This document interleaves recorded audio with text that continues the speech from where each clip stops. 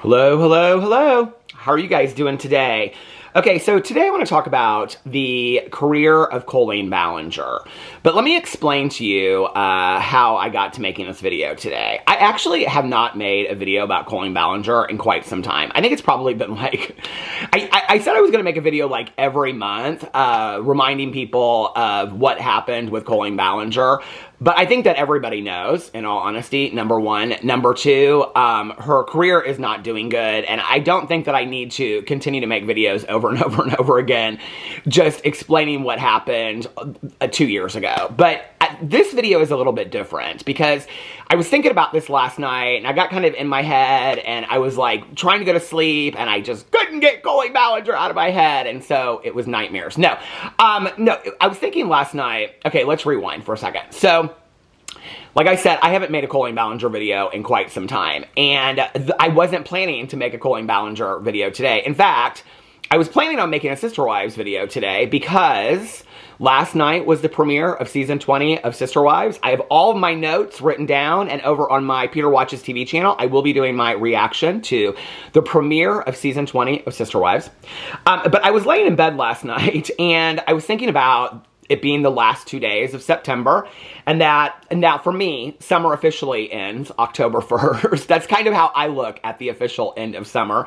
And so I was thinking, oh my gosh, summer's over, and I was thinking about all the things that I had done this summer, and all the things that I didn't do this summer, and what was different from this summer compared to previous summers and things like that.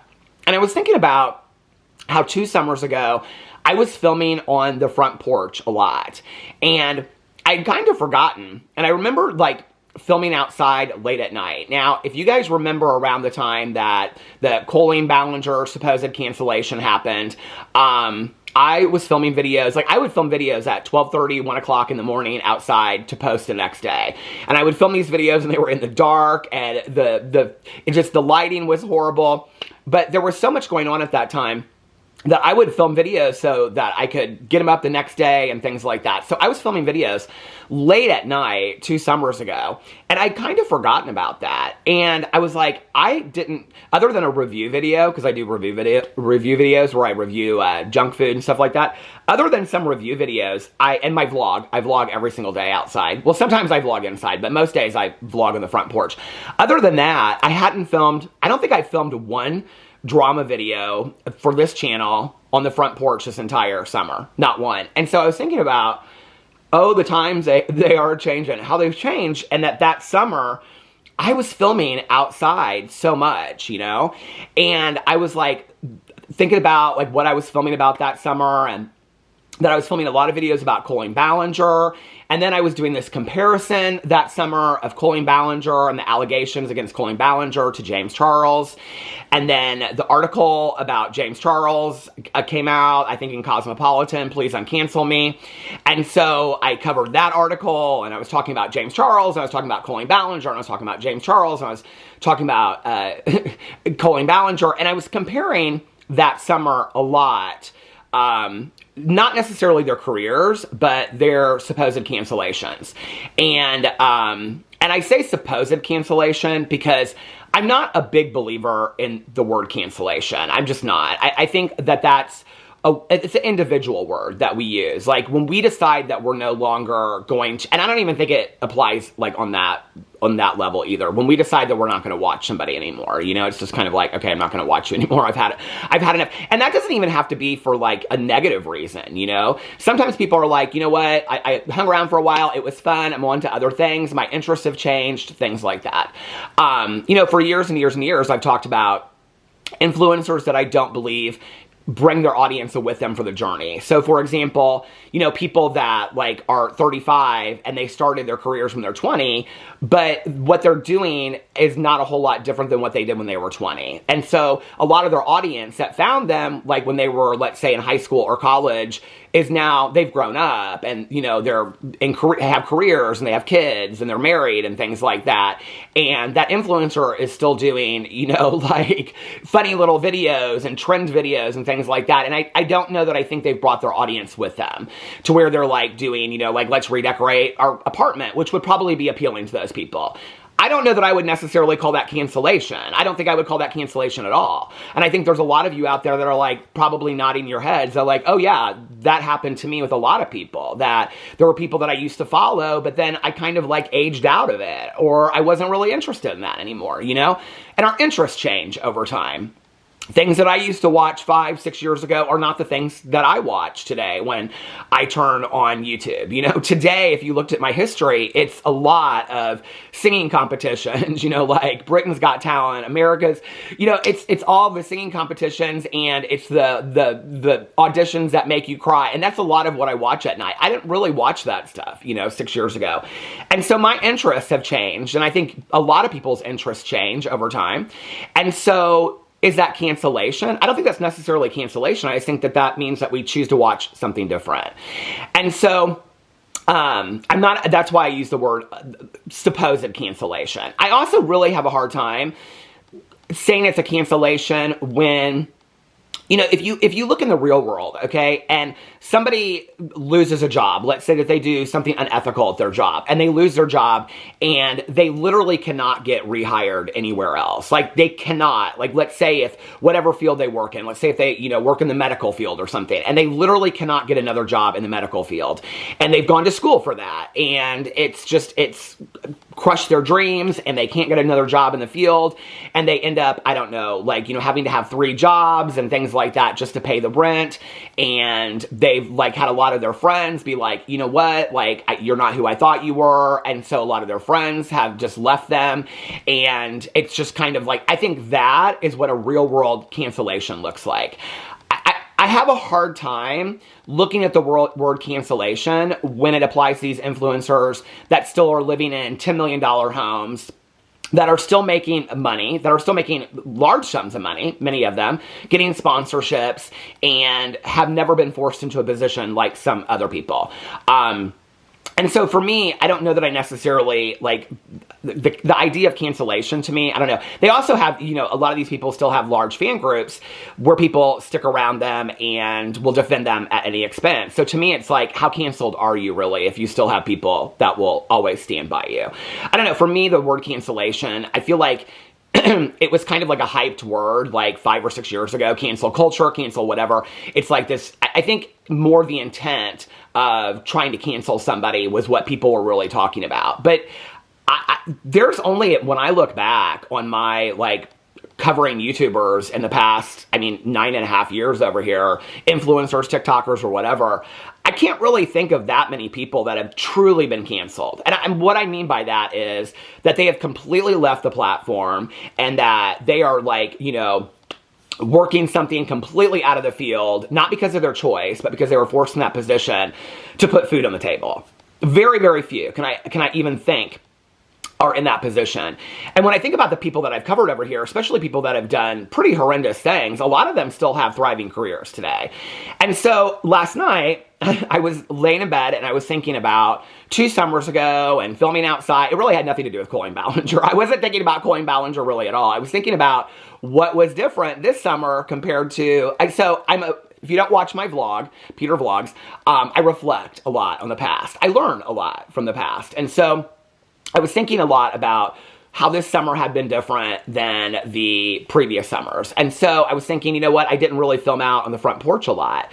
And actually that summer, I really, really enjoyed that. I did. I enjoyed, you know, going outside. I can remember, you know, like I'd take naps very late. I would take a nap late, and then I would get up and I would film a video outside, and then I would, you know, upload it, and it was ready to go the next day.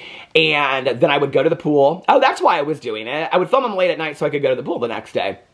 And that, like, you know, and I really enjoyed having those discussions. At the same time, those discussions were very, very dark. They were hard conversations. And I really think, as far as whatever you want to call the group of community that I'm part of, if I'm even part of a community at all, the drama, commentary, you know, gossip, tea channel, whatever. There's so many channels out there of what I do today. You know, I think that that was a turning point, kind of. I think James Charles was a huge turning point, and I think Colleen Ballinger was the second part of that turning point, where people really aren't that interested anymore. When I started doing drama commentary, it was, and I've talked about this a lot, so I'm not going to get into it, but it was funny, haha kind of drama. It wasn't deep, serious drama that was like life-ruining drama and things like that for whoever was involved in it. And then with the James Charles situation, the allegations of James Charles and predatory behavior, it got very, very dark. And initially, the first time around, I didn't cover any of that stuff because I was like, I didn't sign up for this.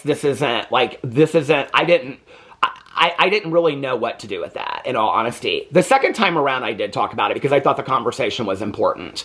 And that was when the article with Please Uncancel Me and stuff came out. And with Colleen Ballinger, I did talk about it because I did think it was an important conversation and people were asking me to talk about it. But it really took kind of an emotional toll on me even to talk about it. And I wasn't even involved in the story whatsoever, but I just felt like there was a lot of darkness around it. I still do to this day. And so I don't love talking about I just never have. But I think that was kind of a turning point as far as commentary on influencers, and that people were really, at that point, more interested in the really serious stories. They were no longer interested in, you know, if two beauty influencers were releasing a palette on the same day. And so, anyway, I think that was a turning point in commentary. And I can remember, like, that fall, winter, kind of not really even knowing what to do over here because there were a lot of really serious stories that were coming out. And I was trying to, at the same time, protect my own, you know, emotional healing while still covering that stuff because people were asking me to, and I thought it was important. But there was, you know, I would say on video, there's enough people covering it that I don't need to. And so, but anyway, so last night I was laying here and I was thinking about that summer and how that summer was so different. And you know, in retrospect, I'm glad that I made those videos. I think that those videos were important. I think that they were, you know, important videos to have discussions about and things like that, about what was going on with Colleen Ballinger. And not just what was going on with Colleen Ballinger, but I think the situation with Colleen Ballinger was so much bigger than that because I think it was, you know, an example of other things. You know, in fact, I was just watching the documentary, Unknown Caller, the high school catfish. And, you know, I think everybody knows by now that it was Kendra Licari, it was the mother who was, you know, doing it to her daughter, that her own mother was the predator in that situation. And I think that the Colleen Ballinger situation really changed our outlook on things because, first of all, I think that it changed stigmas and it changed our ideology of what does if you consider her this, a lot of people did, a lot of people don't, but if you consider her a predator at that time or whatever, right? And it changed what that looked like. And I can remember when I was watching that documentary just recently, I was thinking about, like, you know, this really kind of like Colleen Ballinger was one of the first people that people were really looking at for that, right? So last night I was thinking about this, and then I got up today and I was still kind of thinking about it. I was like looking through my Sister Wives stuff because I was going to make a Sister Wives video, and I just kept on thinking about it, and I was thinking about how at that time I was comparing so much to James Charles. I was comparing the Colleen Ballinger situation to James Charles. You know, it's interesting to me because Colleen Ballinger has had some pretty serious allegations, okay, of things that she has said and done, right? But in all fairness, the things that James Charles has done are like, I mean, he has had full-on explosive sexual conversations with minors. Got in a video, admitted, was a self-proclaimed predator, got in a video, admitted on YouTube. The video had millions of views before he took it down. Admitted that he did it, called his minor victims his victims, apologized to his victims. And James Charles today still has a thriving career, and Colleen Ballinger doesn't. And so to me, like, this is where I got in my head today, and I was kind of like, this is interesting to me. I kind of want to revisit this a little bit. And I was really thinking about, what is the difference between Colleen Ballinger and James Charles? Like, what is the difference in their careers? And honestly, I had not looked at Colleen's channel for a while. You know, I had said a couple years ago, when all this went down, I said, this will be the end of the career of Colleen Ballinger. And I can remember at that time, people were like, this is never going to be the end of the career.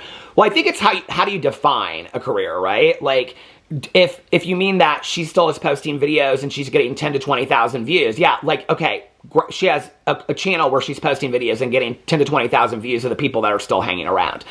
But does she have a career like she did, let's say, 5 years ago, where she's touring, where she's getting options for Netflix shows, where she's touring all over the world, where she's putting out best-selling, books, where she's getting over 200, 300,000 views of video every time she posts a video on multiple channels? No, she doesn't have that career today. And I think that was what people were saying and what I was saying, that this is the end of the career of Colleen Ballinger. And it was the end of the career of Colleen Ballinger. Looking back, I don't know that I think that it had to be, okay? And this is not a video. I'm not taking back anything that I said. I'm looking at this strictly from a business point of view, okay? And comparing Colleen Ballinger's choices of what she did to what James Charles has done in every scandal, because I think it makes a huge difference on why James Charles is still today, okay, getting 1 million+ views on YouTube, has a huge TikTok following, is showing up to red carpet events left and right, all right? Still has a thriving Instagram career, still is doing, the other day I happened to look at his thing and it was just like one thing after another that he was opening that brands were sending him. He has a thriving brand that came out, Painted.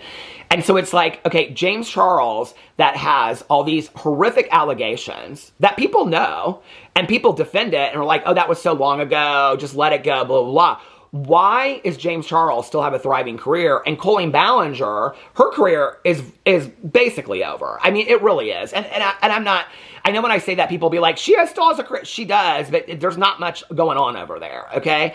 I went and I looked at her channel. Her last video from 2 days ago, Making My Husband Angry on His Birthday, has 26,000 views. Tour of My Home Office, 3 days ago, 26,000 views. Smashing Random Rocks Until I Find Crystals and Fossils, 22,000 views. I Give Up, 33,000 views, and it's her screaming in a thumbnail. What I Eat in a Day, 38,000 views. And that was from 10 days ago. Feeling Pressure to Have Kids at a Young Age, 30,000 views. I Had a Panic Attack at Taco Bell, 21,000 views. Trying On All of My Pregnancy Clothes, 41,000 views. Dyeing My Hair Fail, 34,000 views. I'm Losing My Memory, 30,000 views. And then the one that gets a lot on here, hold on a second, something about comments I looked at, and it has like 40,000 views. It's called something like Making People Upset in my comment section, and she got like 40. I keep upsetting people in the comments. 40,000 views. That is in the hospital because of my chicken. 43,000 views. You know, it's interesting because if Colleen Ballinger wasn't Colleen Ballinger, these are actually videos that I would watch. These are videos that I would find enjoyable. These are videos that I like to watch on YouTube. I'm not interested in Colleen Ballinger. But, I mean, when you look at this, okay, 22 to 26 to 30,000 views that she's getting on average, okay? She has 2.96 million subscribers. Now, when people want to say, well, YouTube views are down. YouTube views are down, all right? TikTok's where the views are at. YouTube views are down. But there are still a lot of people that are getting hundreds of thousands of views every single day on YouTube. There's people that are thriving on YouTube. And there are a lot of people that have had cancellations on YouTube that are still doing very, very well. For example, let's just go over here really quick. Okay. So let's look at Shane Dawson really quick, who had one of the biggest cancellations, I think, ever that, around the same time. So 22 hours ago, he posted TJ Maxx Conspiracy Investigation, 365,000 views. That's from 20, and he has 2.7, and this is on his Shane 2 channel. He has 2.7 million subscribers, so he has actually less subscribers than Colleen Ballinger does. And Shane Dawson, I think, arguably, has probably one of the biggest cancellations in the history. I mean, maybe not compared to Colleen Ballinger and the allegations of Colleen Ballinger, but he had a pretty big cancellation. 6 days ago, Celebrity Humiliation Rituals Exposed, Illuminati Conspiracy, 600,000 views. Chili's Conspiracy Theory from 3 weeks ago, 784,000 views. So he's getting like 20 times the views that Colleen Ballinger is getting. I mean, it's, okay, Trisha Paytas, who has had unbelievable cancellations, and let's look at I don't even know if she's posted. I haven't even looked at her main channel in forever. Oh, she is still posting on it. Okay. So her most recent view, her views are not actually, they're better than Colleen's, but they're not great. On her main channel, which has 5 million views, Change and Growth, My Journey, 42,000 views from 3 days ago. I Found Out Exciting News, 67,000 views. Couples Mukbang, 74,000 views. I'm Fat, That's Okay, 91,000 views. 134, 126. She's actually not 207. Oh, that was 2 months ago, the birth of her son. So it's actually not, she's not getting too bad of views over there. Not what she used to get, but not bad compared to, I wanted to look at the Just Trish podcast, because that's where she gets most of her views. Hold on a second. Just Trish podcast. Okay, so the Just Trish podcast, 4 days ago, 297,000 views, 285, 454, 378, 570, okay? Then let's look over at James Charles' channel. James Charles has a lot more subscribers, obviously, than Colleen Ballinger does. He has 24 million subscribers. But his last video that he posted was 2 days ago. Selena Gomez versus Hailey Bieber beauty battle. Selena Gomez versus Hailey Bieber beauty battle. 529,000 views. It's actually not, his views are actually kind of down compared to when the last time I looked. He usually hits about 1 million subscribers, and he's not. 9 days ago, I bought every beauty blender. Here's what I learned. 550,000 views. Every step of my makeup routine, 767,000 views. Full face of controversial new makeup launches, 962. Eating canceled nostalgic foods, 808. Full face of the #1 best-selling TikTok shop makeup, 1.1 million views. Okay, and that brings me to why I think that James Charles today still has a career. I think as far as like when you look at the comparison of Colleen Ballinger, Trisha Paytas, Shane Dawson, and James Charles, I think how they handled things was all differently. I think you also have to take into consideration their fan group. I think who their fan group was and the basis of their fan group. I think Shane Dawson, for example, is somebody that did grow over time with his fan group. He brought his fans along with him for the ride. I think that was one thing that Shane Dawson did do. He showed a lot of his house. He showed his relationship with Ryland and things like that. I think Trisha Paytas to some degree has done that. But I think Trisha Paytas also has a diehard fan group, that there are a lot of people that will never leave her. Colleen Ballinger, okay, her audience is very similar in a way to James Charles' audience. And what that is young, okay? Her main audience, the main people, I don't think the people that stuck around. I think the people that stuck around, Colleen Ballinger, are people that are, let's say, between 30 and 50 years old. I think that's the people that stuck around. I think the main audience that Colleen Ballinger had were people that were very, very young. And I think they were people that loved the Miranda Sings, the tours and the videos. They were obsessed with Miranda Sings. That was what they enjoyed and what they loved. And I think they were very, very young. When Adam McIntyre came out with his videos and the other victims came out and talked about it, they were the average age of the audience that Colleen Ballinger was pandering to at that time. So when they came out with their stories, she lost a lot of that audience that was younger, okay? And that's what happened to her. And so the audience that she retained, that 22 to 40,000 views that she's getting on her video, I would have to venture to guess are probably the average age of that are a little bit older. I don't think the average age of that are, let's say, 18 to 23. And I also think a lot of that age group of people that were watching her at that time were people that were in college. I think in the last 2 years, some of them have kind of aged out. They're really not that interested in Colleen Ballinger anymore. You know, they're interested in going to music festivals, starting their new, you know, their job straight out of college. They're moving on with their life, okay? They haven't really kept up on the scandals of Colleen Ballinger. I think that's why the interest in what is going on with Colleen Ballinger has kind of died down in the last 2 years. I think that her main audience that was interested at the beginning has just kind of moved on. I think they're kind of like, you know what, like, good luck to you, Colleen. I don't love you, I don't hate you, but like, it was pretty bad what you did and you never addressed it. And I think that's the thing, okay? I think like, for a long time I thought, if she came out and she addressed it, it would have saved her ass. I don't know in retrospect that that was right. I think it might have saved some of her audience. But when I look at the careers of everybody else, like when I look at, and it's really, really hard. I mean, you cannot compare Colleen Ballinger exactly to James Charles, exactly to Shane Dawson, exactly to Trisha Paytas, exactly to Jeffree Star. You cannot compare them. They're completely across the board. And I am fully aware of that. They're completely different scandals and allegations that have come out, okay? But I think the fairest comparison is probably between her and James Charles, because it happened around the same time. And he came out with the article in Cosmopolitan, and she had an article in Vanity Fair. And so there was a lot of comparisons being done with James Charles and Colleen Ballinger. So what did James Charles do that Colleen Ballinger didn't? Well, James Charles has every scandal, even with just like, the recent situation of him, protecting a DV abuser and coming out, and with Kayla Malik and all that kind of stuff. Like, he just pushes through. He keeps on posting, keeps on posting. And I think from a business point of view, I think from an integrity point of view, it's shit. It's poor, okay? Like, I don't think that James Charles is somebody that really gives a rat's ass about his integrity. I don't think he's a person that cares about his character. I think James Charles is somebody that has, call it cockiness, call it confidence. I think he's full of it. I think it's very much like what we used to see with Jake Paul back in the day. I think you cannot tell James Charles that he is not the most important person in the room.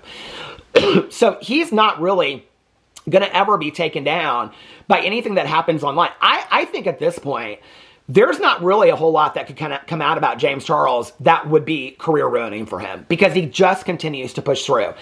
And the other thing that James Charles did was that by the time that all this, like when stuff started happening, he transitioned a lot early over to TikTok. So yes, he's still posting on Instagram, but he also posts a lot on TikTok and a lot on Instagram. And so he diversified his audience, okay? Well, with TikTok and with him doing videos where he is pandering to a younger TikTok audience, he is also recreating a new audience every time he does that. So even if he loses people, he's gaining a new, younger audience. And so these videos that he's doing, for example, where he's doing this video that got 1.1 million views over here, full face of the #1 best-selling TikTok shop makeup, he's doing that for his makeup crowd, which is going to be half of who watches them. But he's also trying to pander to a new TikTok audience. I'm not the only one that said this. There's a lot of people that have said this, that James Charles has refurbished his audience over and over and over again with new, younger people, okay? Well, when I went over and I looked at Colleen Ballinger's TikTok, she actually hasn't posted over there since, I don't know if she took down any TikToks, but her last TikTok up is from 5/19/2023, which would have been right before the alleged cancellation. And so it's her on tour, okay? And actually, the first comment up here is from 6/11 from this year, and it says 2 years since your career ended, is the #1 comment on here. But after the cancellation happened, Colleen went silent, and then she stopped posting on TikTok. She really stopped posting regularly online, and, and has come out and said that that was a really hard time for her and it was really difficult and things like that. From a business point of view, I think had she kept it moving, had she kept posting videos, had she kept posting TikToks, especially TikTok, I think that she would have been able to some degree, save her career. Her TikTok, when you look at her TikTok, even today, okay, she has 8.5 million followers on TikTok, which is a lot more than she has on YouTube, on her Colleen Vlogs channel. She has 272,000 likes on her TikTok. Had she kept up on TikTok like James Charles did, first of all, the TikTok audience is different than the YouTube audience, okay? Like, I don't go to TikTok. I'm not somebody that, unless I'm looking this stuff up, goes to TikTok. I am Instagram and YouTube. I am not interested in TikTok. My husband loves it. My friends love it. My cousin loves it. I am not interested in TikTok. It's a different audience. When I say that on videos, there's a lot of people in the comment section that are like, yeah, I don't like TikTok either. I don't enjoy it. I like long form content. Had she gone over to TikTok from a business point of view and continued to post, whether it was rocks, whether it was whatever, people would have continued to look for her. Even if she would have continued to push, I think it was, this is where I think that she did admit fault. This is going to stop in a second. Hold on. Okay. In retrospect, all of us were saying at the time that she didn't admit any fault. She didn't. She never came out and really said, what I did was wrong. I apologize. She's never done that to this day. I apologize to these people. I apologize to that person. I should have done that, whatever. But she did really, for a long time, stop talking about Miranda Sings. And Miranda Sings was really her selling point. James Charles, like, when the Kayla Malik thing was happening, the next day, he posted the apology and an explanation. Well, it wasn't even really an apology, but said he does not stand, by this, blah, blah, blah, whatever. And then the next day he was posting like a video with like looking at a new car. Like he kept it moving. Now Shane Dawson took some time. Trisha Paytas has never taken any time. Trisha Paytas has kept it moving. I think it was a very calculated move for James Charles. Like with every allegation that comes out, he keeps it moving. He keeps it moving. He keeps it moving. And I think that James Charles looks at it in a way as far as a business, okay? And I am not defending James Charles, obviously, because I am somebody that I just think that James Charles is morally corrupt. But I don't think James Charles cares about his character or his integrity or his morals or anything. Colleen Ballinger, I think she does maybe care to some degree. I just don't think she thought she did anything wrong. I think that's the difference. James Charles probably is like, yeah, and I don't care. I think Colleen Ballinger doesn't think she did anything wrong. I think that's the difference. And so Colleen Ballinger was never going to get in a video. James Charles can get in a video and say what people need him to say because it's just a business to James Charles. Colleen Ballinger could not do that because Colleen was like, I didn't do anything wrong. James Charles doesn't really care. James Charles will do whatever he needs to do to keep it moving, to keep the money flowing, to keep the business going, to keep the red carpet events going. But with Colleen was like, no, I don't care. Well, now, 2 years later, Colleen is getting 20 to 30,000 views a video. She has she's talked about Miranda Sings in a few videos here and there. She talked about wanting to go on tour again, wanting to start a kids camp. I think that Colleen Ballinger has tied her hands to a point where there's really not a whole lot that she can do. Even if she went on tour tomorrow, who would buy the tickets? I mean, that's the thing. Even if she put out a book tomorrow, I mean, unless she put a book out talking about what she went through the last 2 years, who would buy the book? Another Miranda Sings camp sing-along book? I mean, who's going to buy that book? So Colleen Ballinger, by the way that she handled if she had come out and she'd addressed it from the beginning, I think that might have really, to some degree helped her career a little bit down the road. Or if she had kept it moving from a business point of view like James Charles did, I think she would still have a career. But what she did was she admitted she said, I'm not going to admit that I did anything wrong. I didn't do anything wrong. It's on them. And I think that her inability to see that she had any part in it whatsoever is really what was the downfall of her own career. You know, like, I don't think that James Charles, I think if you had a conversation with James Charles, I think he would say, yeah, sure, I did some shitty stuff. Yeah, like I did, but I'm going to do whatever I have to do. Like, I don't think I don't think he gets that deep about it. Like, Shane Dawson bringing up the cancellation, I think that Shane Dawson, it really bothered Shane Dawson. I think Shane Dawson knows in retrospect. Shane Dawson's a smart guy, okay? And I think that he knew that some of the things that he had done in the past, like maybe at that time, in the humor of that time, but today, it wasn't okay. Which is why I think that he got on video and he did the apology. I think that what he didn't understand is, why is what I did 10 years ago ruining everything I've worked for today? I've worked so hard for today, right?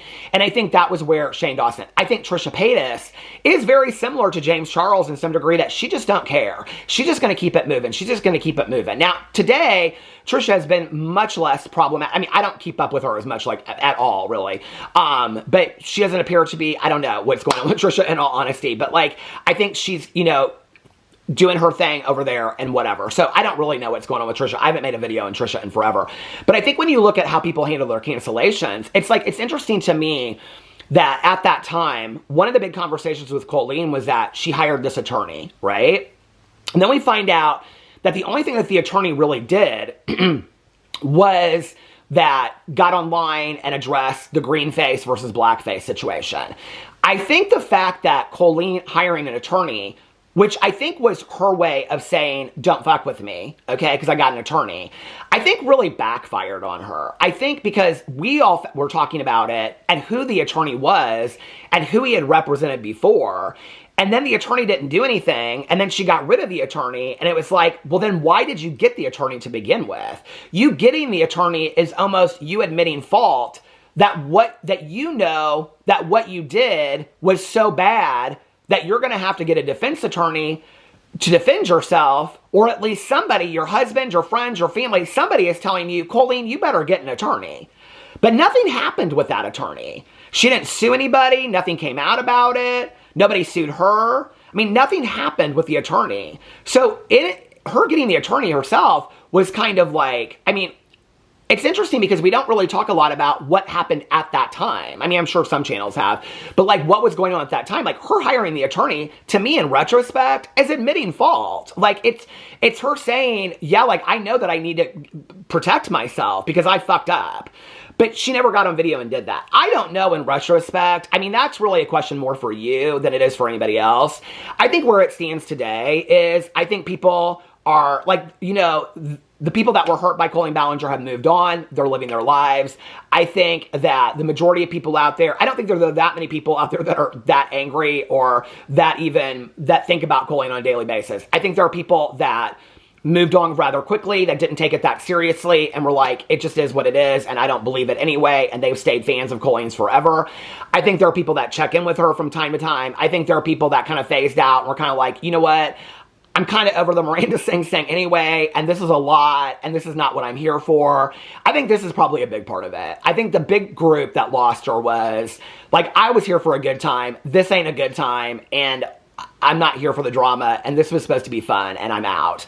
And so I think that what remains are the people that loved her from the very beginning, people that she got them through really hard times and things like that. And you're always going to have, you know, those people that you built those relationships with online, you know? So I don't know, but for me, if I were Colleen Ballinger and I'm looking at this and Colleen's a lot younger than me, you know, like she's got, you know, kids and a husband, and I don't think he's working a whole lot. And it's like, I'm looking at 20,000 views and I'm thinking, how are you living? I mean, I'm sure she's got a lot of money saved off of her Netflix series and her books and things like that.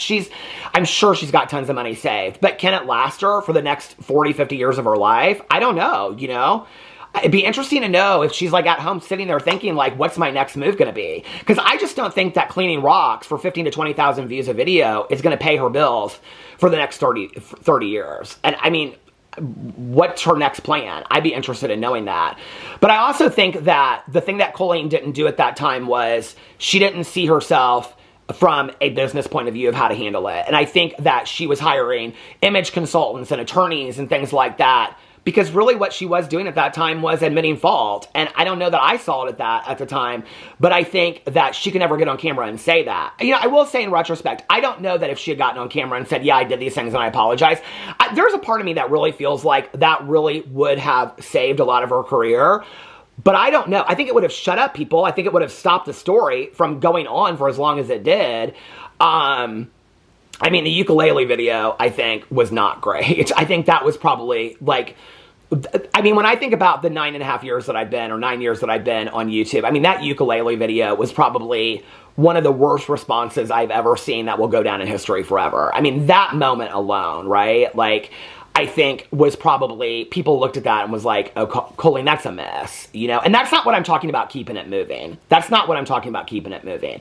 I'm talking about, had she turned around and not taking so much time off. Because see, the taking the time off, I think represented to people, she's going through it, she's taking this seriously, and I think people kind of expected her to come back and address it. Then when she did, and it was this song and dance ukulele deal, people were like, what the fuck is this? I'm out.